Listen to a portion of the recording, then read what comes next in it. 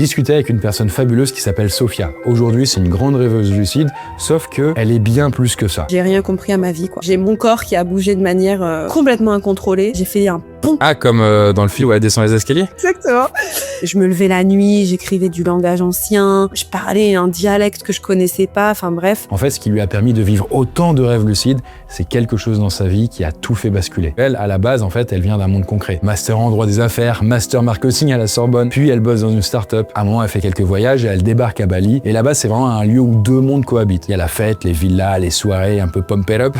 Et de l'autre côté, il y a vraiment une dimension spirituelle. Et elle regarde ça, le côté spirituel, avec beaucoup de jugement. Sauf qu'un jour, sa coloc, Samantha, va l'emmener à une sorte de séance un peu spirituelle qui va radicalement changer sa vie. Sophia, elle est curieuse, sauf qu'elle a l'impression de tomber sur des hippies perchés. Ça fait presque une scène de cinéma, sauf que rien ne va se passer comme prévu pour elle. Et tout ça va être le début pour elle d'un parcours incroyable par la suite qui va l'amener au-delà des rêves, à vivre des choses qui dépassent l'entendement. En tout cas, elle va nous raconter tout ça. On va revenir sur le début de son parcours. Vous allez voir, c'est assez dingue. Ça peut être aussi très inspirant. On est parti avec cet entretien passionnant avec Sophia Sohan.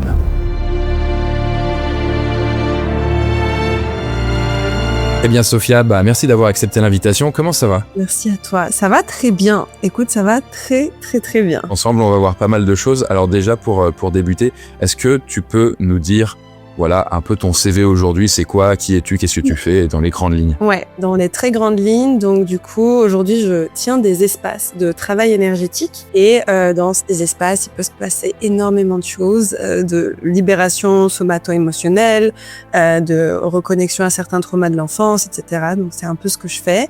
Je forme à ça aussi. Et en parallèle, je suis en train de créer Galia, qui est un peu la suite logique de ce que j'ai créé à titre personnel pour là commencer à créer une marque un peu plus impersonnelle et vraiment une vraie université de la conscience. Voilà un peu dans les très grandes lignes. Trop bien. Université de la conscience, comme tu sais, ça me parle pas mal. Ce serait presque l'université du rêve, sauf que du coup, là, c'est plus porté sur la conscience. Mais le rêve, c'est finalement une porte vers notre propre conscience, j'ai l'impression. Totalement. Ouais. Finalement, l'idée de cette université à terme, parce que je pense que ça va prendre du temps, mais c'est d'avoir des tas de modules. Donc, au final, le rêve en fera sans doute partie, du moins les sortir du corps, etc. Parce que c'est des voies d'ouverture, justement, à des états de conscience élargis. Hein. Totalement, complètement. Moi, j'ai eu l'occasion de te rencontrer il y a 1 an ou 2. C'était au Portugal, c'était par un ami en commun. Et donc, c'est là où on avait connecté, où tu m'avais un petit peu expliqué tout ça, où je découvrais un petit peu ce nouvel aspect des choses où après, du coup, tu vas faire ces sortes de séances, ces stages avec des gens où il leur arrive des trucs assez spectaculaires. C'est à ça que les gens, parfois, ils peuvent ressembler quand ils sont avec Sophia. En fait, pour vous expliquer, j'avais fait quelques stages, du coup, avec toi pour voir à quoi ça ressemble, parce que moi, je suis très curieux et j'aime bien savoir, en fait, qu'est-ce qu'il y a. Et donc, c'est vrai que preuve en est que quand j'avais fait ces trucs, le tout premier, c'était à Paris. C'était vraiment très étonnant. Je sais pas si tu t'en souviens justement à quoi ça ressemblait. Je m'en souviens très bien. Et je me rappelle que toi, en effet, ça avait été assez subtil, mais que tu avais été assez en mode genre waouh, des réactions. Parce que c'est vrai que pour les personnes qui sont très sensibles à ce travail énergétique, il peut y avoir des libérations extrêmement impressionnantes. Donc des cris, des pleurs, des libérations même parfois qu'on peut considérer comme pas très belles, quoi. Enfin, vraiment des choses assez denses. Et je me rappelle bien que t'étais là, genre, c'est fou. Mais je fais what the fuck, où est-ce que je suis là? Je comprends pas le principe. Non, en gros, pour vous expliquer, parce que c'est ça, c'est ce qui est intéressant, c'est ce qui va nous permettre de voir après tout le parcours avant d'en arriver là aussi, c'est que vous êtes allongé dans un espace, ça peut être une sorte de salle de yoga, on est sur des tapis, voilà. La séance dure, je sais plus, à peu près 1 heure ou 2, il y a différentes musiques qui sont généralement inspirantes, assez fortes, tu vois, du coup, qui vont nous prendre aux tripes. Et toi, du coup, tu switches, tu passes dans un autre mode, mais nous, on a les yeux fermés, on a des bandeaux dessus, donc on ne te voit pas, et du coup, tu passes entre nous, un peu comme une sorte de déesse ou je ne sais pas quoi. Et donc, du coup, à mesure que le temps passe, eh bien, les gens se mettent à ressentir des trucs à vraiment waouh. C'est-à-dire que, vraiment, premier degré, il y a des gens qui se mettent à rire, à exploser de rire. Il y en a qui se mettent à hurler, d'autres qui se mettent à pleurer. Et pas un peu, hein, vraiment. Ils gueulent, vraiment, c'est fou. Et du coup, dès la première séance, je crois qu'il y en avait plusieurs autour de moi qui gueulaient. Et moi, je suis là, hop, où est-ce que je suis? Du coup, je comprends pas le truc, mais c'est impressionnant, quoi. Ouais, c'est vrai que, en tout cas, pour les personnes pour qui c'est la première fois et qui vont avoir une réaction assez douce, entre guillemets, Ça peut être impressionnant. Et en effet, on utilise, parce que c'est une pratique auquel je forme, donc il y a d'autres personnes qui le font, hein, mais on utilise la combinaison de la musique, donc le voyage musical, la résonance énergétique et l'état d'abandon pour accéder à un état de conscience élargi que certaines personnes parfois même comparent avec ce qu'ils peuvent ressentir avec des plantes entéogènes. Donc pour les personnes qui sont vraiment assez ouvertes, qui sont dans le bon espace pour recevoir ce qu'il y a à recevoir de l'espace, justement, on peut avoir des expériences qui sont très très intenses et ouais, où ça crie fort, où ça pleure, où vraiment tu viens chercher des émotions, des traumatismes qui sont somatisés dans le corps depuis des années. Donc ça, forcément, c'est lourd, tu vois. Et quand ça sort, c'est impressionnant à entendre, à observer. Et en fait, quand ces gens sont dans cet état-là, en fait, ils sont dans ce qu'on appelle un état de transe consciente. Donc ils sont comme s'ils sont en backup, ils sont en observation de ce qui se passe, mais ils sont dans un état de transe. Et parfois, tu as des états de transe inconscientes. Donc là, c'est plus quand tu as les plantes entéogènes qui t'amènent dans cette expérience-là, où tu es plus conscient, parce que vraiment, tu as, au niveau biologique... Quand tu dis plantes entéogènes, pour les gens, du coup, il peut y avoir des cactus, des champignons magiques. Ouais, toutes ces plantes médecines, voilà, qui ont un effet sur la biologie, qui peut être un effet hallucinogène, expansion de conscience. Donc là, c'est des transes inconscientes. Et là, vraiment, nous, on est dans de la transe consciente, juste par l'énergie qui résonne. Donc quand tu dis que je passe un peu comme ça, c'est ce qui se passe. Je me mets dans une vibration particulière et que ça résonne dans la pièce et que les gens en fait vont résonner avec ma vibration et ça va activer leur propre énergie vitale. Voilà, c'est un peu la théorie derrière. Voilà. Donc c'est vraiment spectaculaire du coup, et sur toutes les séances que j'avais fait avec toi pour observer, alors je participais, enfin je faisais partie des gens, j'avais toujours entendu des gens qui criaient ou alors du coup qui se mettaient à pleurer, où il y avait vraiment des choses qui se lâchaient et qui sortaient donc d'eux, donc ça semblait vraiment leur faire beaucoup de bien. Donc très très intéressant. Et toi, derrière ça, tu parles vraiment d'énergie qui se libère, de quelque chose d'autre, peut-être d'un autre corps qui s'exprime, je sais pas. Ce qui peut être intéressant, c'est de remonter à l'origine de tout. Avant ça, parce que ce qui est marrant, c'est que t'es pas connecté au divin à faire des passes de vaudou, quoi. C'est que ça commence vraiment tout en douceur, et on va voir le lien qu'on peut potentiellement faire avec Noisuli, parce que comme Noisuli, en gros dans Noisuli, du coup le but pour moi c'est d'essayer d'avoir un maximum un pied dans le réel, et à travers nos interviews là et autres, on se rend compte que ça nous permet de découvrir en fait une autre, c'est une hypothèse, une autre partie du réel. Et je trouve du coup ta façon d'aborder peut-être ces sphères de l'invisible, je sais pas, ça peut permettre de découvrir des choses en fait qui sont véritables, et que peut-être je peux réussir à glisser dans Noisuli, tu vois. Totalement. Enfin, je pense que oui, en plus, et puis on en reparlera après, mais travail énergétique, rêve, c'est très lié, enfin bref. Mais pour la genèse, parce que je crois que c'est ça un peu la question. Initialement, moi, j'étais en effet pas du tout là-dedans, donc pas du tout élevé, on va dire, dans un milieu où la spiritualité était importante, où justement il y avait cette ouverture sur la conscience. Bien au contraire, j'ai suivi vraiment le plan classique des parents qui veulent que tu fasses tes études. Donc j'ai fait un master en droit des affaires, ouais, rien à voir. Après ça, j'ai passé des concours pour faire un autre master. Donc je me suis retrouvée à la Sorbonne à faire un master en marketing parce que j'avais envie de changer, de faire les deux. Enfin bref. Et j'étais marketing manager au tout début, en fait, mon premier job, ça a littéralement été marketing manager. C'est-à-dire qu'en gros, je m'occupais de toute la partie événementielle et RP de la start-up Crème de la Crème. C'est une start-up qui mettait en lien des freelances et des entreprises. Et donc ça a été mon premier job, mon premier poste, et c'était vraiment très très drôle. Et c'était top. Enfin vraiment, je me suis beaucoup éclatée dans cette start-up là. Et en parallèle, je montais une marque de vêtements qui s'appelait Boom Boom. Donc j'avais cette envie quand même déjà d'ouvrir un peu le vêtement à quelque chose de très girl power, donc quand même assez centré sur la confiance en soi et tout. Donc je me rends compte que finalement, même au tout début, il y avait cette envie de connecter à quelque chose un peu cœur à cœur avec les femmes. Donc, même si j'étais pas dans cette spiritualité, pas comme ce que je vis aujourd'hui, je pense que j'avais quand même une ouverture. Et du coup, Sophia, à ce moment-là, donc t'avais quel âge à cette époque ? Du coup, j'avais 23. J'avais 23, 24 quand je commence à créer ma marque de vêtements en même temps que ce job. Je suis à Paris à ce moment-là, donc je vis à Paris, je suis en start-up à Paris. Et en fait, il y a une expérience que je fais avec le travail, justement, dans cette start-up où je vais à Cape Town, donc en Afrique du Sud, pendant un mois et je découvre la vie de nomade, de digital nomade. Et là, je me dis, OK, je ne peux pas rester en France, il faut absolument que j'aille explorer le monde. En fait, ce qui est impactant, c'est que c'était la première fois que je vivais un autre mode de vie que celui qu'on me servait en France. C'est la première fois que vraiment je faisais pas du voyage pour voyager en tant que touriste, mais que vraiment je vivais une vie de personnes qui travaillent à l'étranger et qui du coup en fait s'ouvrent au voyage entre guillemets, mais en même temps que le pro, en même temps que le travail. Et là pour moi ça a été assez fort parce que je me suis dit mais j'ai pas du tout envie de rester en France, de faire métro, boulot, dodo classiquement, quoi. Donc Capton, du coup, là, ça a été un peu un petit chamboulement dans ta tête et tu dis, OK, encore. Et à ce moment-là, tu veux goûter à autre chose et qu'est-ce qui se passe? À cette époque-là, je suis encore très dans mon girl power, ma girl power era. Et surtout, je suis en train de développer ma marque de vêtements. Donc, si tu veux, je suis monofocus, quoi. Hein. Je suis là à vouloir, du coup, créer une marque connue, à brancher, etc. Mais je décide quand même de partir à Bali parce que, du coup, mon copain de l'époque, lui, connaissait très bien Bali. Il avait organisé plusieurs retraites là-bas d'entrepreneurs. Et là, il me dit, écoute, faut vraiment qu'on aille à Bali, tu vas aimer. Donc, je réfléchis pas. On part à Bali.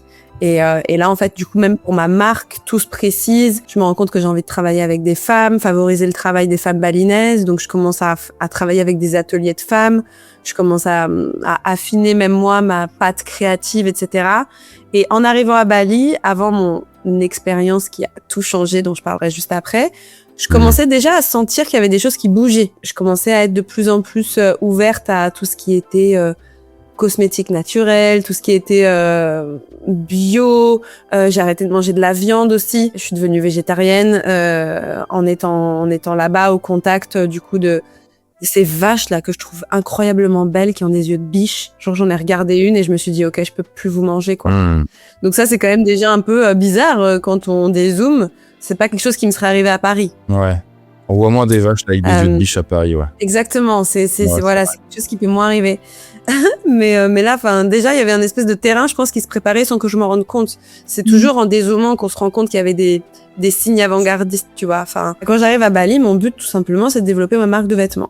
Donc, c'est vraiment de trouver les bons partenaires, faire mes designs et développer la marque. Donc, c'est ce qui se passe, hein. Donc, je suis complètement à fond dans le développement de ma marque qui s'appelait Boom Boom à l'époque. La marque commence à être de plus en plus connue, j'ai pas mal de collabs et surtout, je sens que enfin, j'ai trouvé un lieu où c'est simple en fait, c'est très humain et c'est très facile tout est instagrammable. Tous les spots sont beaux, tout le monde est beau, tout est pensé pour que la vie soit simple en fait. Enfin, c'est ça qui est assez fou. Tout est pensé pour que ton expérience de vie soit la plus facile possible. Les Balinais sont hyper gentils, hyper ouverts, hyper souriants. J'arrive, si tu veux, dans un endroit où je me dis, oh waouh, on a vraiment pensé à tout pour qu'on soit bien, quoi. C'est vraiment le premier truc qui me frappe. Et ce qui me frappe aussi, c'est que c'est une île, c'est une toute petite île, hein, mais c'est comme si t'avais deux mondes qui cohabitent ensemble. Donc le monde plutôt bien-être, spiritualité, et le monde de la fête. Ah, donc ouais. c'est ça qui est intéressant, c'est que t'as les deux opposés complets qui cohabitent ensemble. Donc, tu vas avoir vraiment les personnes qui sont plutôt dans une démarche de développement personnel, spirituel, santé aussi, tu vois, qui cohabitent avec les personnes qui sont là littéralement pour faire la fête et se bourrer la gueule, quoi. Donc ça m'avait vraiment un petit peu...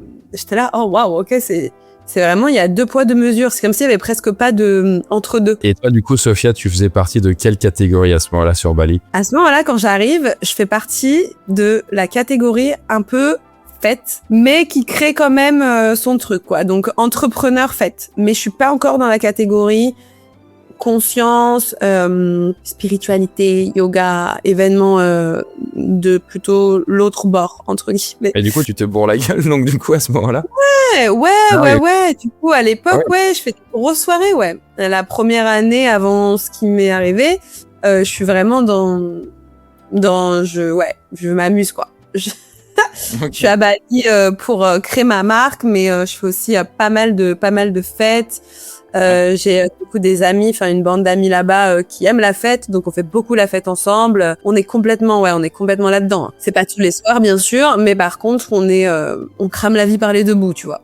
Genre, Yes. let's go. Est-ce que ça fonctionne déjà du coup d'un point de vue, enfin au niveau de ta marque de vêtements? Ouais, ça fonctionnait bien et en fait justement avant de partir de Bali, j'étais en train de préparer ma toute première Fashion Week parisienne et j'étais en train de créer ma collection pour aller la présenter dans du coup un défilé de jeunes créateurs. Donc c'était pour les jeunes créateurs en vogue qui émergents et j'allais du coup présenter ma collection à ce moment-là. Donc j'étais en train de bosser sur cette collection pour la Fashion Week. Et sauf que j'ai eu ce qui m'est arrivé et donc j'ai tout arrêté. Et donc j'ai annulé ma Fashion Week aussi. Tu vois, ok. Ça fait combien de temps que du coup tu passes à Bali avant du coup de vivre ce truc qui va changer ta vie? Bah du coup finalement presque 2 ans et demi, 3 ans. Putain, ouais. J'ai créé tout en fait là-bas et après j'ai eu du coup cette nouvelle maison dans laquelle je vivais en coloc avec Samantha qui était ma copine coach de breathwork. Donc le breathwork pour ceux qui connaissent pas, c'est le travail de respiration où on vient chercher justement des états de conscience élargis par le biais de la voix du souffle. Donc elle était coach de ça. Alors breathwork, effectivement, comme tu l'expliques, du coup c'est des trucs un peu, en gros vous êtes allongé, vous êtes en hyperventilation, vous respirez rapidement et du coup ça peut vous libérer des choses dans votre esprit. Ça fait un peu court-circuiter un peu votre cerveau. Ça peut créer des sortes de petites hallucinations parce que du coup vous avez trop d'oxygène dans le sang et ce genre de choses. Et ça peut être bénéfique. Tout à fait. Donc, t'as très bien résumé. C'est ce que faisait Sam. Et elle était, pour le coup, vachement plus ouverte à toutes les pratiques spirituelles qu'il y avait à Bali que moi. Vu qu'elle était dans le breathwork et que le breathwork peut amener aussi à certains états de conscience élargie ou à ressentir son énergie vitale, hein, parce que c'est aussi une voie pour ressentir l'énergie dans son corps. Elle était vachement plus ouverte que moi, mais elle sentait que il y avait un petit potentiel mystique chez moi. Donc, elle se disait, bon, Sophia, j'ai envie d'aller faire un truc, ça s'appelle Kundalini Activation Process. Est-ce que tu viens avec moi? Et moi, je me rappelle que quand elle me dit ça, je lui dis oui, mais sans du tout savoir ce que ça va être, quoi. Enfin, je lui dis oui, mais sans trop... Enfin, je me rappelle même pas, je pense que peut-être c'est du yoga, tu vois. Enfin, je dis oui, plus pour l'accompagner qu'autre chose. Moi, je suis pas du tout préparée à l'expérience quand j'arrive sur place. Donc je suis là, je motive du coup en plus mon ex de l'époque, sa sœur qui était là, je leur dis ouais venez on va faire ce truc, mais tu vois sans aucune conscience de ce que ça va être quoi. Et du coup j'arrive sur le lieu donc avec Sam, avec mon ex, avec sa sœur, enfin et vraiment là j'arrive donc sur le lieu qui s'appelle les Pyramids of Chi, donc c'est vraiment un très très beau lieu à Bali, c'était un mec qui a créé ça et là c'est là que tout va basculer Chris. Oh, ok. C'est là que tout va basculer. Parce que je me retrouve déjà, je vois que les gens autour de moi, on n'est pas du tout sur la même typologie de personnes que Canggu. C'est un peu plus à l'époque, hein, vu que je suis dans le jugement, je me dis, ok, je suis avec des hippies, quoi. Tu vois, je me dis, je suis avec des hippies qui courent tout nus dans les champs, quoi. On est dans le mode hippie là, ok, d'accord, ouais, super. Ouais. Bon, bah, non, mais ou en tout cas, c'est comme ça que je le juge à l'époque, parce qu'aujourd'hui, j'aurais pas du tout la même approche, tu vois. Mais quand j'arrive moi de ma vie de créatrice de mode, un peu genre, tu vois, vraiment petite meuf quoi, petite meuf c'est qui qui ces gens-là quoi? Attends, je vais m'allonger par terre avec eux, mais ils sont où là? C'est un peu ça, hein. Enfin, de manière très caricaturée, c'est un peu ça. Je me dis mais c'est quoi? Qu'est-ce que je fous là, quoi? Et donc je me dis bon bah foutu pour foutu. De toute façon, je suis là, je vais vivre ce truc. Je sais pas ce que c'est, mais bon bah je vais rester là, quoi. Et donc là, la dame commence à expliquer un peu ce qu'on va faire et elle prend une personne pour faire une démo. Donc pour la démo, elle allonge une personne au sol et elle commence là à mettre de la musique et à faire des mouvements avec ses mains comme ça là. Et la personne commence à bouger, à shaker, à vraiment faire des mouvements même que j'avais jamais vus sur un corps, tu vois. Et là, je me dis, qu'est-ce que c'est que ce bordel? Je me dis, c'est une actrice. Je me dis, elle est payée pour faire semblant. Enfin, tu vois, le cerveau logique, hein, qui du coup essaie d'expliquer ce qu'il ne comprend pas. Et donc, du coup, je me dis, ok, c'est de l'acting, c'est pas vrai. Mais en même temps que je me dis ça, je commence déjà à avoir mon corps qui fourmille. Donc là, je me dis, qu'est-ce qui se passe? Je sais pas. Bon, bref. De toute façon, et je me dis, de toute façon, ça va pas marcher sur moi. C'est sûr, Je me mais dis, c'est sûr. moi, Ah oui. ça va pas marcher sur moi. Personne va me faire bouger comme ça, là. Évidemment. Leur truc de gros mythos, là, presque, je vais prouver que ça marche pas, quoi. Évidemment, mais toi, t'es pas une hippie, et ça, on va vite le voir en plus. Donc, exactement. Donc, je m'allonge, la première musique commence, et là, je commence à ressentir, mais vraiment, de la chaleur dans tout mon corps, mais comme jamais j'ai senti de la chaleur dans mon corps. Et c'était pas de la chaleur comme quand t'as chaud, comme quand t'es au soleil. C'était vraiment une chaleur comme si j'étais un générateur. Moi-même. Donc, c'est très étrange, et je commence à me dire, ouh là là, ça, j'ai jamais ressenti, très bizarre. Et ensuite, donc la facilitatrice arrive sur moi et je sais pas ce qu'elle fait, mais donc j'imagine qu'elle fait ce qu'elle faisait dans la démo, donc elle doit bouger ses mains autour de moi. Et là, Chris, j'ai rien compris à ma vie, quoi. Vraiment, j'ai rien compris à ce qui s'est passé. Je suis passée par tous les états qu'elle avait expliqué qui pouvaient se passer et qui normalement se passent après plusieurs séances. Je suis passée partout. Donc c'est-à-dire que j'ai mon corps qui a bougé de manière complètement incontrôlée, mais dans tous les sens. Hein. C'est-à-dire que vraiment, je comprenais pas ce qui se passait. Ma poitrine, mes bras, j'ai fait un pont. Je faisais pas de pont. C'est quoi donc, en pont pont là, tu sais, la posture de yoga quand t'es en pont comme ça sur les mains et les pieds. Ah, comme dans le film où elle descend les escaliers. Exactement. Mais ça me faisait pas peur. C'était un joli pont de yoga, tu vois. Mais du coup, enfin, ce truc de fou. En gros, l'énergie me bougeait tellement que ça m'a amené à faire un pont. J'étais vraiment en lien pour la première fois avec moi-même et je me suis jamais sentie aussi vivante de toute ma vie. C'était absolument incroyable. Et j'étais en observatrice de ce qui se passait, mais sans pouvoir le contrôler. Donc, il y a vraiment toute cette énergie qui circule et ça fait du bien et je comprends pas ce qui se passe. Et là, je commence à ressentir des présences angéliques. Genre vraiment, je savais même pas que je pouvais ressentir des présences angéliques. Je commence à ressentir des anges, je vois de la lumière blanche. Je commence à ressentir une forme d'unicité du tout, comme si je faisais partie d'un grand tout, comme si Sophia, entre guillemets, avec son petit ego, là, n'existe plus et que je me rends compte que je suis liée au monde entier et comme si presque je sens Dieu, quoi. Enfin, c'était absolument incroyable. Je ressens la présence de ma grand-mère, je ressens la présence de mon oncle décédé, je ressens la présence de mes lignées. Je me rends compte que je porte en moi, dans mon ADN, dans mon corps, de l'information bien plus ancienne que moi. J'ai des visions de dunes, d'Égypte, enfin plein de choses se passent. C'est absolument fou, quoi.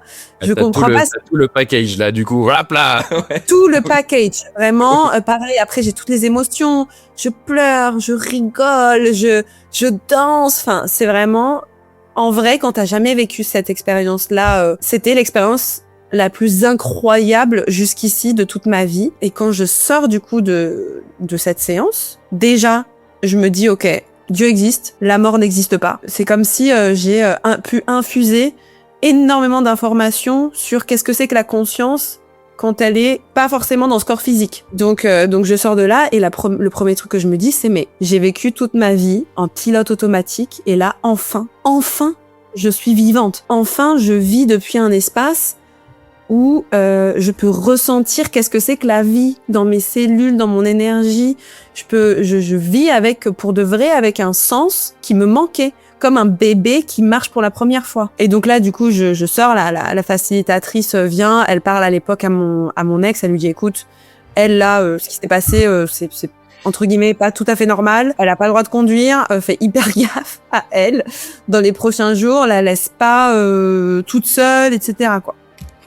Parce que du coup l'ouverture a été tellement forte que même elle à l'époque elle sait pas trop gérer le truc. Donc du coup je me retrouve donc derrière sur le scoot et vraiment je regarde les rice fields parce qu'il y a beaucoup de rice fields, donc des plants de riz là, des plants de riz à Bali.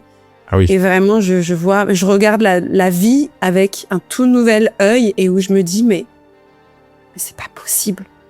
Mais comment on peut vivre dans l'ignorance comme ça? C'est fou. J'aurais pu vivre toute ma vie sans me rendre compte de tout ça, quoi. Et donc voilà, j'ai des espèces de reality check de à quel point tout est divin, à quel point le divin il est partout. Et c'était absolument incroyable. Je suis incapable de manger. Mes potes, du coup, ceux avec qui j'ai fait la séance, eux, ont eu une expérience beaucoup plus douce et Ok. du coup ils comprennent pas où je suis.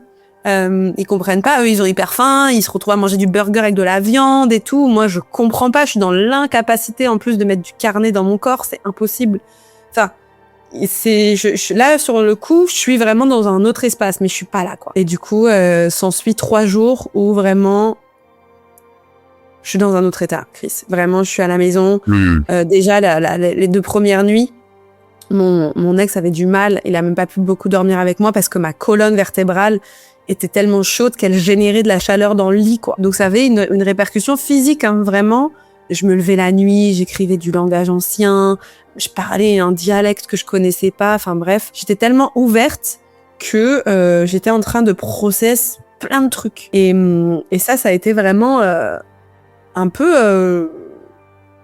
Alors je peux pas dire que c'était traumatisant parce que je me sentais enfin de retour à la maison pour de vrai. Donc pour moi, je l'ai pas du tout mal vécu, hein, cette période-là.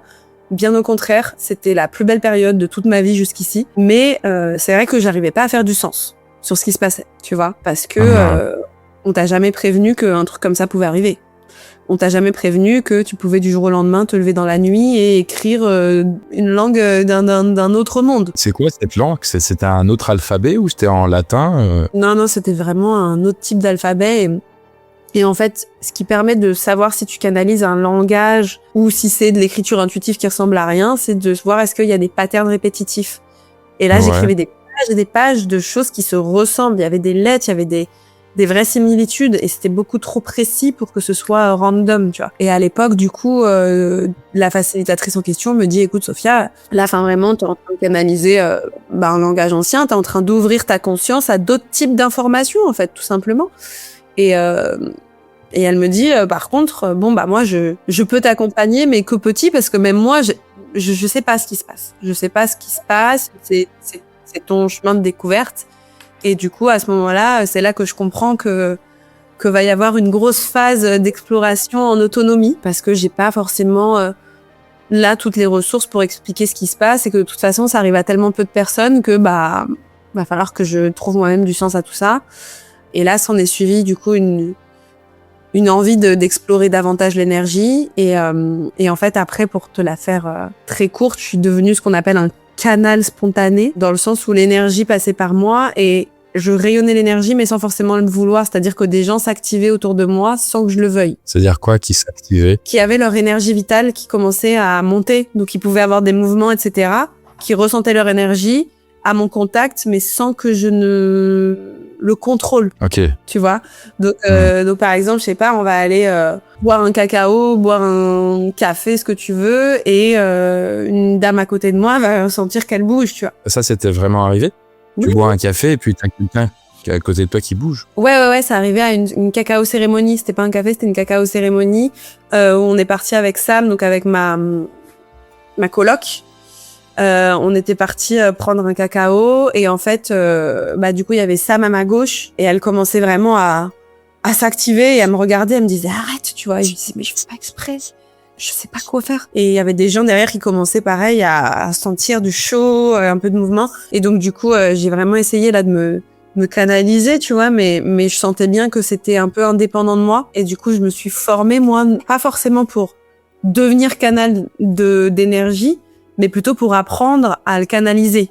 Tu vois, apprendre à comment on fait, quoi, quand on a ça. Et je me rappelle qu'avec Sam, du coup, pour finir l'histoire, quand on est rentré à la maison après le cacao, elle me dit, écoute, Sophia, là, il y a trop d'énergie, je te sens trop, faut que tu m'actives, quoi. Ah oui. Et à l'époque, moi, j'ai jamais fait ça de ma vie, hein. Du coup, je suis là, genre, pardon, mais enfin, je suis pas facilitatrice, enfin, je sais pas quoi faire. Et ouais, vraiment, active-moi, mets-moi de la musique et active-moi, quoi. Et du coup, je me retrouve dans la chambre de Sam à mettre de la musique et à me dire, je sais pas ce que je fais, mais je vais le faire, et à l'activer, en fait, et à lui faire une séance de manière complètement spontanée. Et ça a marché? Qu'est-ce qui s'est passé pour elle? L'énergie, elle a marché, elle a libéré plein de trucs, elle ressentait l'énergie hyper forte, mais elle le sentait à mon contact, en fait, si tu veux, comme si c'était une espèce de centrale, quoi. Donc là, je sais pas, elle s'est juste dit, vas-y, je lui fais confiance, elle va avoir l'intelligence de la conscience, l'intelligence de l'énergie qui va lui dire quoi faire, quoi. Et c'est ce qui s'est passé. Donc du coup, ouais, elle a eu sa petite séance. Moi, je comprenais pas ce qui se passait, je savais pas ce qui se passait, mais j'étais là, allons-y, on va bien voir. Et c'est comme ça que j'ai eu, on va dire, mon premier pas, ma première expérience de don énergétique. J'étais pas formée. C'était vraiment, tout était complètement auto-induit, auto-généré, complètement une intelligence que moi je comprenais pas, quoi. Ok. Alors, mais je mets ma question, c'est quand même, elle est où la Sophia rationnelle du début de la séance? Ah ouais? Ah bah elle est déjà plus là. Hein. Ah, mais enfin, c'est ridicule, c'est hippie, là. Ouais, non, en fait, tu vois, c'est là où je te dis, je pense que j'avais quand même un terrain qui était quand même bien préparé. C'est dans le sens où, depuis que je suis toute petite, je suis une grande rêveuse, j'aime trop les animaux, j'espère qu'il y a autre chose, que la vie est un peu plus magique que ce qu'on nous sert. Ça a vraiment été, depuis toute petite, un rêve de ressentir et de voir qu'il y a un peu de magie dans ce monde. Donc en fait, quand moi j'ai cette expérience, c'est la confirmation qu'on ne vit depuis un spectre mais tellement petit et que la magie elle est déjà là, quoi. Pour moi l'énergie c'est déjà de la magie dans ce qu'on ressent. Vivre ces états de conscience, ces visions, c'est ce lien au divin, c'est déjà de la magie. Et en fait quand ça m'arrive et quand du coup j'ai par l'expérimentation et pas par le mental, l'expérimentation que oui, il y a cette vie qui est possible en lien avec beaucoup plus grand, en lien avec du divin, en lien avec avec une sorte de magie quotidienne. Chris, j'avoue, je reprends presque foi en la vie, mais en la vraie vie, quoi, en la vie de l'enfant. Tu vois, la vérité de l'enfant. Et du coup, quand je vis ça, le rationnel il part parce que je suis tellement heureuse de me rendre compte que c'est ça, finalement, la réalité qu'on peut créer et qu'on peut vivre, que je suis en extase totale et que je suis heureuse. Je suis juste heureuse et je me dis, mais j'avais pas tort, en fait. Pendant tout ce temps, il y a bien quelque chose de plus grand. Juste, on n'y a pas accès.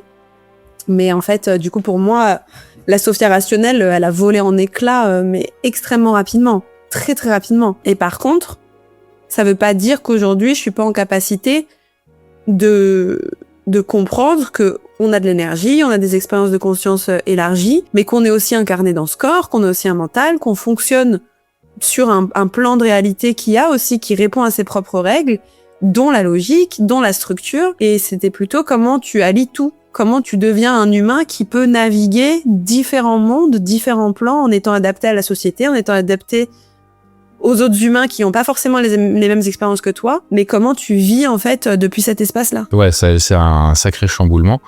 Qu'est-ce qui se passe dans les semaines qui suivent et les mois qui suivent? Déjà, si je dois être très honnête, le jour même où tout ça se passe, je sais au fond de moi que je dois tout quitter et que mon chemin il est là. Dans moi aussi, pouvoir mettre ma petite pierre à l'édifice pour que d'autres personnes puissent ressentir ça.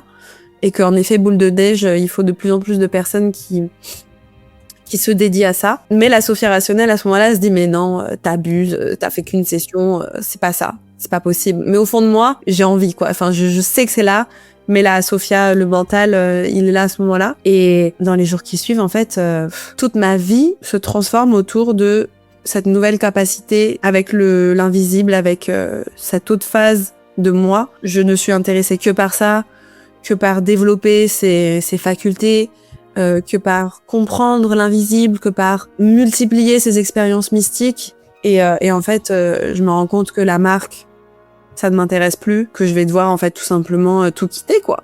Et ça, le choix, il est fait extrêmement rapidement. Je crois qu'en 5 jours, une semaine, le choix il est fait. Donc ça a été tellement instantané que j'ai eu aucun mal et donc du coup j'annonce à la Fashion Week que je ne vais pas faire la Fashion Week. Donc là ils me disent OK, on garde de côté ton spot peut-être pour plus tard. Mais du coup très vite je me dis OK, faut que je me forme. Et que tu deviennes du coup à ton tour une chamane énergétique. Tout à fait. Et que à mon tour je sois dans ma pleine réalisation, ou en tout cas ce qui fait sens pour moi à ce moment-là de qu'est-ce que ma pleine réalisation, et qui est du coup de complètement embrasser cette ouverture énergétique, ce cœur qui s'ouvre, cet amour pour les gens. Et si tu veux, c'est relativement rare quand même l'expérience qui m'est arrivée. Donc je me dis OK, ne doute pas. Enfin vraiment décide de suivre ce beau chemin qui t'est présenté et du coup très rapidement je fais le choix de complètement me lancer dans cette voie-là. Donc ouais, ça en est suivi à Bali là le mois qui a suivi ou les 2 mois qui ont suivi cette expérience. J'ai fait que des séances, une retraite. Enfin, j'ai vraiment fait que du travail énergétique, en fait. Ok. Et donc, du coup, tu vas finir par revenir en France, il me semble. Avant la France, non. Je fais 1 an, presque et demi au Portugal. Parce que le retour Bali-France, c'est un peu violent.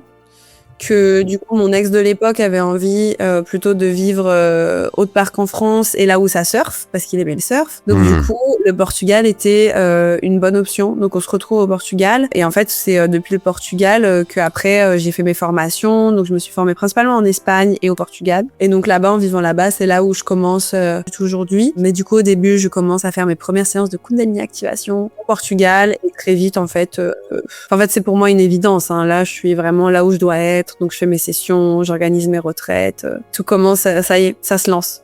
Je suis sur mon déploiement. Ok. Et depuis ce jour, du coup, depuis que t'es au Portugal, là maintenant t'es rentré en France, tu fais que ça. Donc du coup tu fais des séances et où tu actives les gens, pour résumer. Ouais, donc je fais des espaces où les personnes viennent pour être dans les bonnes conditions pour aller explorer l'énergie et venir travailler sur vraiment du soma aussi, hein, de qu'est-ce qui est somatisé dans le corps et vraiment avoir toute la latitude pour libérer certaines émotions qui sont somatisées dans le corps physique. Donc c'est des espaces où tout peut se passer.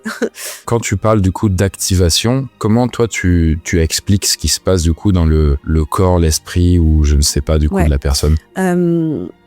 Déjà, on va avoir là une explication qu'on peut comprendre par le mental avec une approche un peu plus rationnelle. Mais je tiens à dire dès le début en disclaimer que aujourd'hui il y a beaucoup dans le subtil qu'on ne peut pas expliquer avec le mental et avec la logique.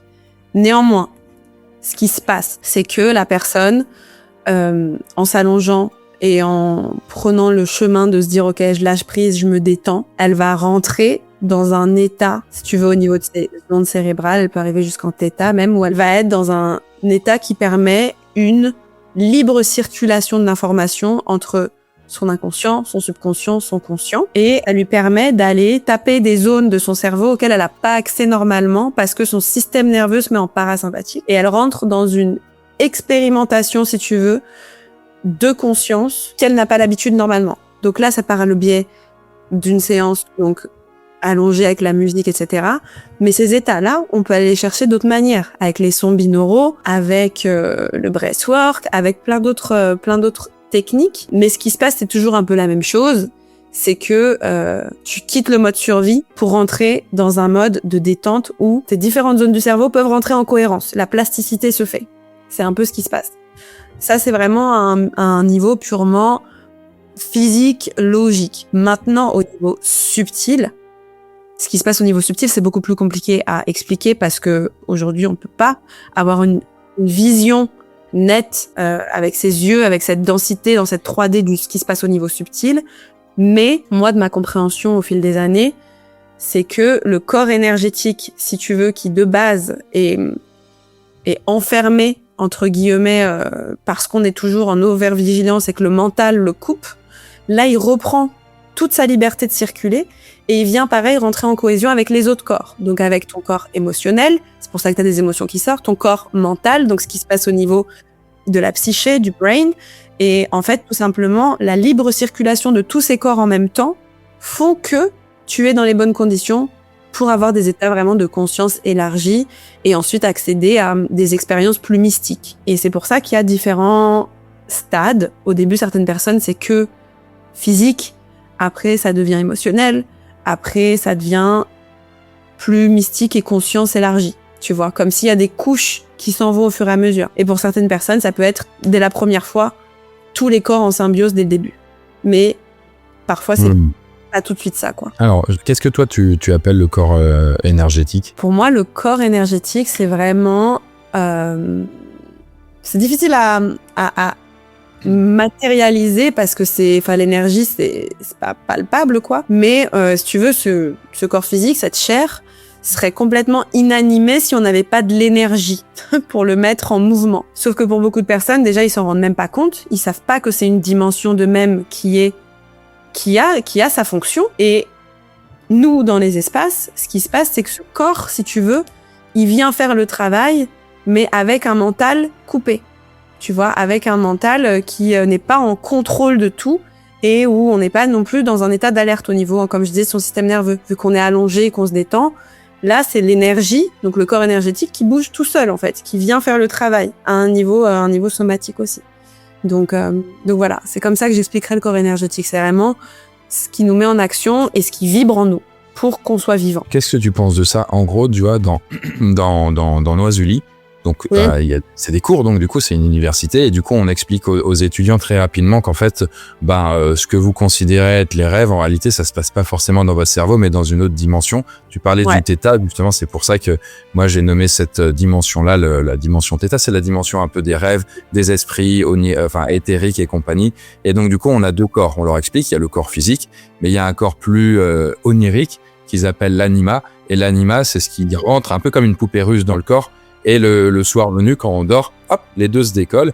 Et du coup, ton anima, il est en train de vivre ses rêves et compagnie. Et hop, le matin, il revient dans le corps physique et il ramène parfois plus ou moins bien les souvenirs, tu vois. Ouais. En soi, c'est un peu ce qui se passe, hein. Moi, je vais plutôt appeler ça le corps astral, tu vois. De toute façon, on est la conscience. De toute façon, la conscience, on va dire, c'est, de ma perspective, encore une fois, je pense que c'est important de toujours répéter que ça, c'est ma compréhension et à prendre ce qui résonne et à enlever ce qui résonne pas. Mais pour moi, on est des morceaux de conscience, vraiment, qui ont comme un puzzle infini, mais où chacun est une pièce du puzzle infini. Et dans notre pièce de puzzle, on décide de temps en temps de venir s'incarner, mais qu'on n'est pas du tout associé de manière permanente à ce corps physique. Donc en effet, quand on se met dans un état de conscience qui nous permet de complètement nous détacher de l'enveloppe, c'est là qu'on peut avoir des sorties astrales, des sorties hors du corps, le rêve lucide. Quand on rêve, on n'est plus déjà dans ce corps physique. On est déjà autre part. Notre conscience qui est en lien avec ce corps physique, elle est déjà dans d'autres dimensions. On est déjà sur d'autres plans de réalité. Donc en fait, c'est complètement vrai ce qui se passe. C'est juste que quand les gens dorment, ils se disent je dors.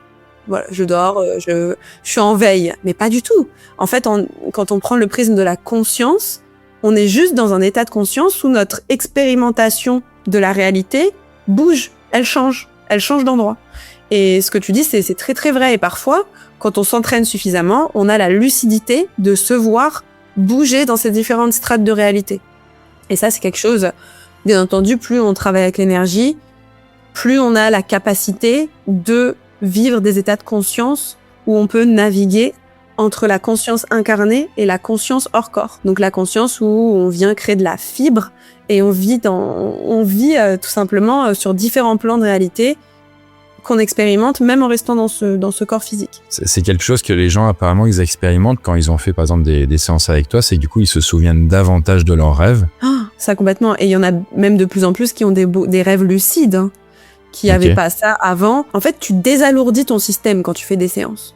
De manière consciente ou inconsciente, que tu aies des énormes libérations émotionnelles ou pas, ta vibration, elle augmente parce que ton corps énergétique, en fait, se fluidifie et tu enlèves des couches, t'enlèves des couches de lourdeur. C'est simple, c'est comme si tu prends une plume, si la plume, tu lui mets plein de poussière dessus, elle est lourde, et ben là, on enlève à chaque fois un peu de poussière et la plume, elle devient de plus en plus légère. C'est un peu pareil au niveau de ton corps énergétique et du coup, de ton accès à des états de conscience plus élevés. Donc forcément, quand tu viens décharger et t'alléger au niveau de ce qui te maintient dans ce corps physique, tu peux avoir beaucoup plus d'expérience où la conscience, si tu veux, elle a le loisir d'aller dans différentes strates, dans différents endroits, et où tu restes lucide. Parce qu'en fait, à chaque fois, c'est la même chose, hein, c'est la lucidité, le point, si tu veux, qui se travaille. Parce que la conscience, elle voyage déjà. On est déjà tous, si tu veux, on est déjà tous divins en tous quand on va s'arrêter de cette incarnation. On va tous revenir à un état de conscience où on va se dire « Ah là là, ouais, ok, c'est ça qui s'est passé, etc. » Donc, on est déjà tous gagné le jeu, si tu veux. Mais la lucidité, en revanche, sur cette capacité d'expérimenter différents états et différentes réalités, c'est ça qui est pour moi le vrai point. C'est de travailler cette lucidité-là. Et dans les sessions, tu travailles cette lucidité-là. Donc, après, c'est normal que tu fasses beaucoup plus de rêves lucides, que tu fasses beaucoup plus de sorties de corps. Il y en a qui expérimentent de la paralysie du sommeil qu'ils n'ont jamais expérimenté avant, qui leur permet de sortir du corps. Mais ouais, c'est Les rêves n'ont plus du tout la même dimension après les sessions. À quoi ressemblent tes propres nuits, toi? Ouf. Alors, mes nuits. Déjà, je crois que, on va dire, si on prend une échelle sur 100, je pense que je suis à 90-95 de lucidité. Donc, beaucoup de rêves très lucides où je ramène de l'information, littéralement, au réveil. De l'information qui me sert. Parfois, c'est vraiment des rêves initiatiques où je sais que c'est pas un rêve et que je suis sur un autre plan de réalité. Parfois, c'est des rêves de personnes qui vont m'écrire le lendemain à qui j'ai pas parlé depuis 10 ans. Donc, il y a aussi une espèce de porosité qui se fait en termes d'espace-temps, tu vois. Donc, où je ressens en avance ce qui va se passer sur cette dimension réelle fixe qu'on est là actuellement, sur ce plan-là. Donc moi, mes rêves sont vraiment, très, comme si je continuais à travailler pour ma conscience constamment, quoi. Et parfois, je pense que je suis pas du tout dans du rêve. Enfin, vraiment, c'est trop dense. Si tu veux, la réalité est trop dense pour que ce soit du rêve. Et parfois, j'ai vraiment, à certains moments, qui sont plus rares, parce que souvent, je me rends compte de la lucidité dans le rêve, mais là, plus récemment, je commence à avoir des endormissements, expérimentations, retours 100% lucides. En sachant du coup que quand je suis dans le rêve et que j'expérimente là ce que j'expérimente, je suis dans ma chambre en même temps en train de dormir, mais en fait, dans l'endormissement même, il n'y a pas eu de coupure de lucidité. Ok. Donc ouais, là, c'est ce qui se passe en ce moment pour moi beaucoup. Bon, j'en parle parce que je trouve que c'est intéressant avec mon partenaire, mon chéri. On a aussi beaucoup d'expériences mystiques à deux en dormant. Donc vraiment où on se réveille en même temps, où il y a des rêves qui coïncident, etc. quoi. Est-ce que tu peux raconter du coup de certaines expériences en rêve, ou en tout cas ce qui ressemble à des rêves de ce que tu as vécu? Un des rêves les plus marquants que j'ai eu et qui va se matérialiser dans la matière, hein, littéralement, parce que je sais que c'est quelque chose que je vais développer. C'est un jour où je fais un rêve. On est sur cette planète, enfin la même, hein, sur la planète Terre. On a fait un peu de la merde, franchement, dans le sens où c'est un état un peu militaire qui règne sur le monde, où tout est plutôt contrôlé, où il y a une identité numérique, on a tous des puces, enfin il y a des puces pour connaître ton identité, qu'est-ce que tu fais pour payer qui est cet individu sur la planète, quoi. Tu pouvais ne pas te pucer et ne pas être dans cette version de la réalité militaire, mais du coup si t'es pas pucé, t'as plus le droit d'aller au supermarché, t'as plus le droit d'aller au resto, enfin tu peux plus vivre si tu veux en société. Ouais. Donc il y avait des espèces de communautés qui s'étaient créées, des communautés indépendantes. Et donc, bien entendu, moi, je faisais partie d'une de ces communautés indépendantes. Et donc, du coup, on devait réapprendre de manière très primaire comment on cultive, comment on fait à manger, comment tout, quoi. Parce que c'était comme si c'était des espèces de micro-communautés super indépendantes, alors qu'à l'extérieur, il y a un monde extrêmement développé, mais auquel on n'a plus le droit d'aller, vu qu'on a décidé en conscience de pas être contrôlé, finalement. Donc ça, c'est un peu le décor du truc. Et je me rappelle que dans ce rêve, on galère un peu à produire suffisamment à manger. Enfin, vraiment une problématique qui paraît complètement dingue, tu vois, la problématique de l'agriculture, quoi. Et on se dit, ok, là, on a un petit souci, comment on fait? Et dans ce rêve, j'ai un rendez-vous d'une intelligence autre qui n'est pas terrestre, qui me donne rendez-vous, qui me dit, écoute, viens à tel endroit, et puis on va discuter pour voir comment on peut vous aider, parce qu'on sait qu'en termes de conscience, vous êtes vraiment, vous êtes sur quelque chose d'assez élevé, parce que du coup, dans cette communauté, on pratique la télépathie. Enfin, on est vraiment plutôt sur le nouvel humain conscient. Donc, je me rends à ce rendez-vous. Et au début, je leur demande, est-ce que vous pouvez nous aider? Est-ce que vous pouvez faire quelque chose? Et ils me disent, non, on va pas intervenir sur votre planète. Mais par contre, on va te donner, voilà, une technologie, mais pas du tout extraterrestre, hein, c'est juste un savoir que vous n'avez pas encore. Au même titre que quelqu'un, avant qu'il fasse une éolienne, on n'avait pas le savoir il y a 100 ans de comment on fait une éolienne, tu vois. Bah là, c'est un peu pareil, et ils m'ont filé une espèce de... Là, ils me le donnent, donc comme un espèce de portail qui s'ouvre, et on me fait sortir une parabole. Et si tu veux, c'est une parabole, en fait, qui utilise la science de la géométrie sacrée, donc comme une espèce de grand mandala, de certaines couleurs, de certaines formes, du métal aussi, donc de l'or, de l'argent, du cuivre, et des ultrasons pour que la réverbération du soleil sur le végétal, en fait, on transforme l'énergie solaire de manière beaucoup plus efficace que ce qu'on fait aujourd'hui. Et qu'au lieu qu'on utilise la lumière directe du soleil sur le végétal, par cette parabole et cette technologie, en fait, le monde végétal peut croître beaucoup plus facilement et rapidement. Et ça, c'est vraiment, je le sais, quand je me suis réveillée, vraiment, c'était mais d'une telle limpidité que je sais que c'est une technologie qui doit être créée, en fait, tout simplement. Donc, je sais qu'un beau jour, il y aura une parabole qui sortira. T'étais du coup lucide dans ce rêve-là ou pas spécialement à ce moment-là? Ouais, je savais que j'étais en train de rêver, mais c'était même pas un rêve. Je savais que j'étais dans un autre champ d'expérimentation de la réalité, tu vois. Okay. Mais c'était très stable. C'était beaucoup plus stable qu'un rêve, si tu veux. C'était trop stable pour que ce soit un rêve. J'avais pas la capacité de le modeler, de le changer. Donc, c'était très fixe, hein, comme réalité. Et surtout, je savais, j'étais là, ok, Sophia, rappelle-bien-toi de tout, les couleurs, les trucs, parce qu'il faut vraiment que tu ramènes toute l'information quand tu te réveilles. Ok, hyper intéressant. Ok. Ouais, donc ça, par exemple, c'est un rêve. Parfois, des rêves un peu plus légers, mais plus prémonitoires, où je rêve d'une personne. Là, récemment, j'ai rêvé d'une copine qui s'appelle Sotienda, avec qui j'étais au lycée, et on s'était pas écrit depuis, je sais pas, peut-être 10 ans. Je rêve d'elle, et le lendemain, elle m'ajoute sur Instagram, et elle me dit coucou. C'est fou ce que tu fais, et je savais qu'elle allait m'écrire, en fait. Enfin, je rêve jamais d'elle, tu vois. Donc, parfois, il y a des personnes aussi qui viennent comme ça. Donc, ouais. Du coup, il se passe plein de choses, hein, dans mes rêves.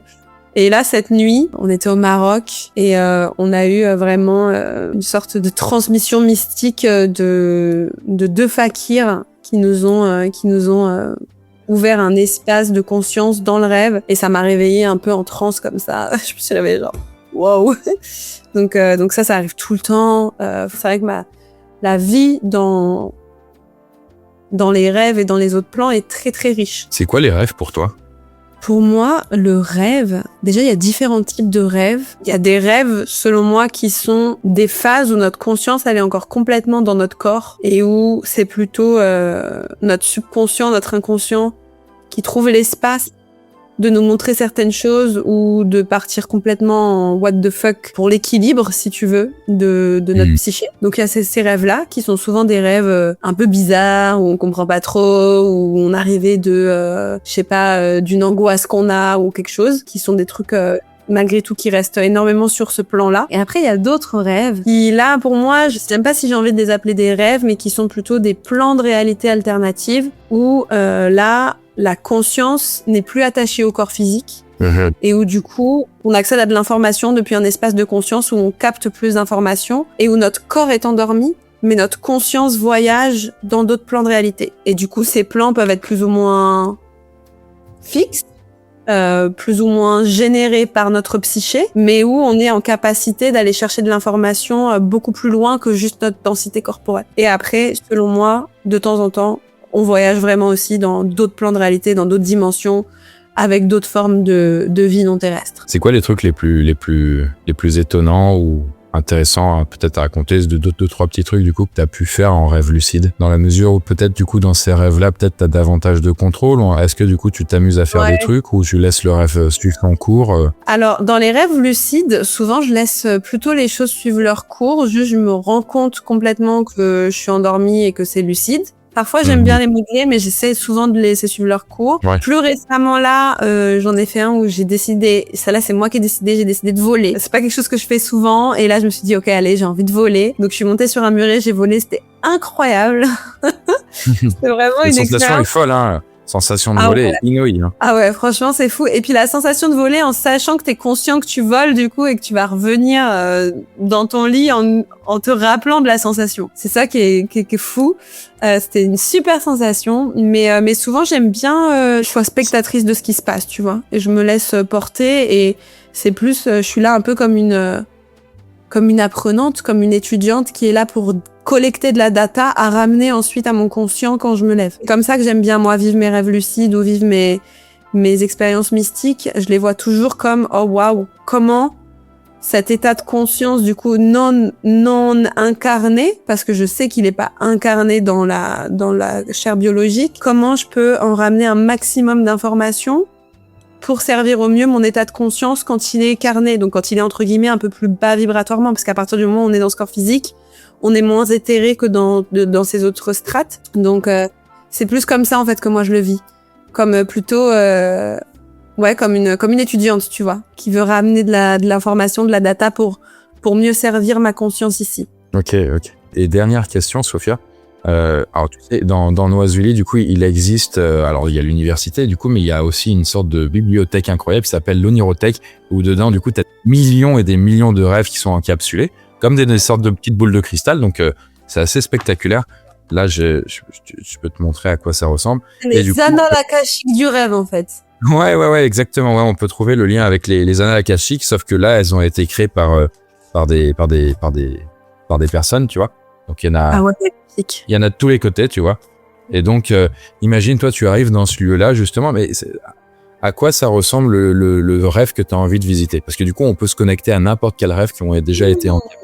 C'est quoi le truc que tu aimerais à tout prix, sachant qu'il peut exister un peu tout ce que tu veux? Alors moi, si je devais visiter un rêve, parce que pour le moment, c'est... bon, là, on part vraiment dans quelque chose de très mystique, très onirique, hein, soyez ouverts. Hein. Ah oui, bien sûr. Je crois que je partirais dans un rêve à la découverte de plein de peuples, plein de autres formes de conscience beaucoup plus élevées que nous pour avoir leur sagesse et de leur grâce divine, tu vois. Genre, j'irais vraiment voir d'autres formes de vie, d'autres formes de conscience incarnées dans leur propre enveloppe, tu vois. Des extraterrestres plus évolués, quoi. Ouais, qu'on peut appeler extraterrestres si on veut, parce que c'est hors de la Terre, mais ouais, ça, des peuples aquatiques, des peuples félins, parce qu'il y a plein de différents peuples, mais j'irais vraiment à la découverte de ces peuples-là avec un langage vraiment où je sois capable de recevoir, de parler avec eux, je sois capable de voir les détails, tu vois, de leur physique, de leur peau, comment ça fonctionne, comment ils respirent.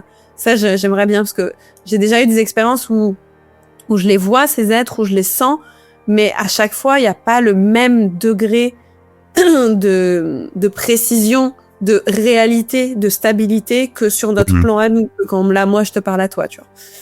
Donc ça, je crois que ce serait mon premier rêve que je ferais. Et toi?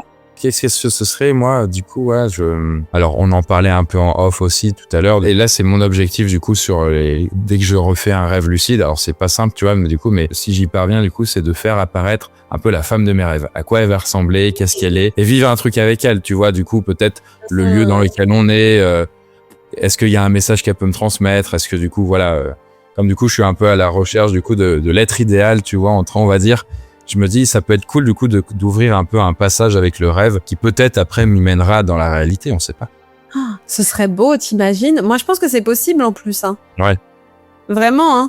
Il y a un vrai monde où si tu mets l'intention de peut-être chaque soir, tu vois, connecter avec cette âme qui est censée être l'âme avec laquelle tu vas avancer dans cette dimension-là.